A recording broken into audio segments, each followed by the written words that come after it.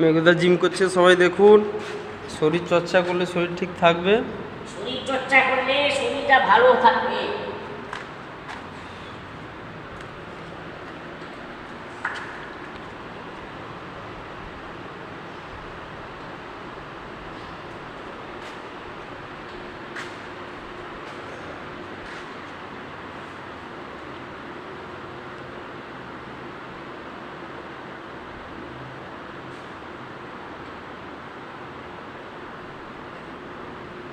হয়ে গেছে,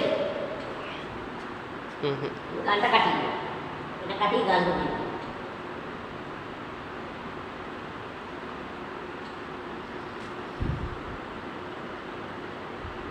এটা করলে কোমর ভালো থাকবে এবং পেটটাও কমে যাবে।